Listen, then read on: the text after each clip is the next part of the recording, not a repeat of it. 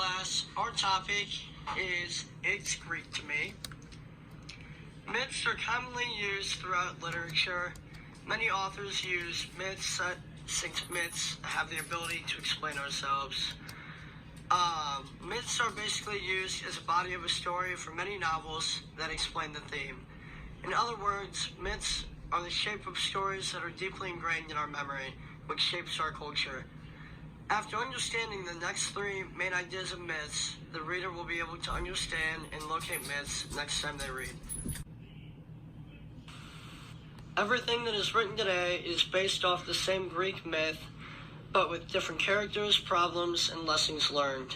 Greek myths are the basis of most stories that are relevant in today's society.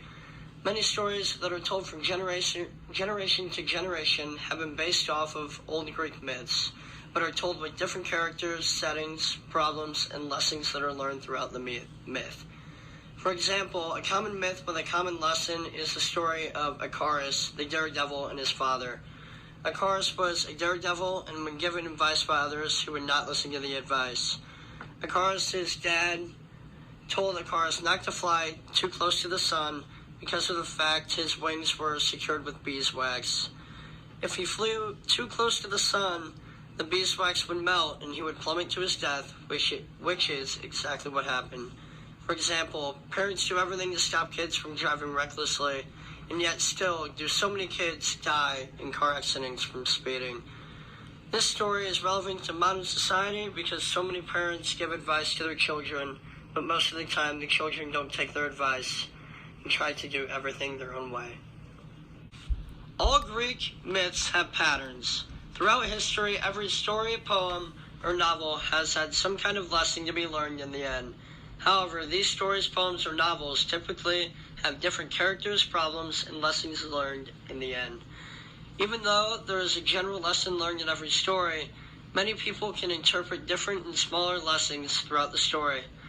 Without knowing it while reading, you know the general storyline already.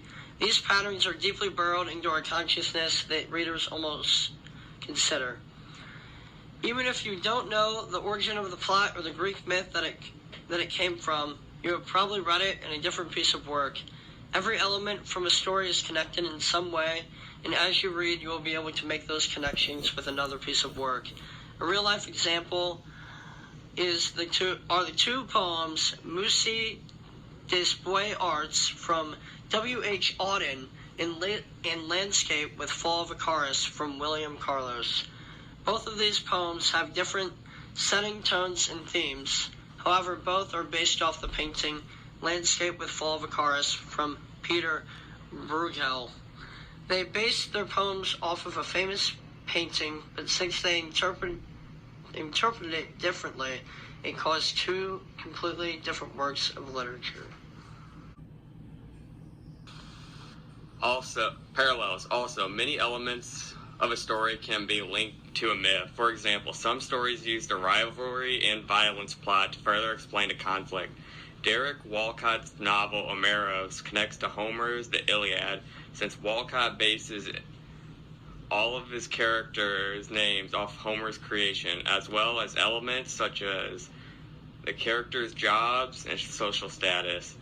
But Walcott uses a parallel that links the greatness that resides in all of us that we may not even know we have. The reason the authors use these myths is because they are used as symbolic reenactments of the Greeks' work.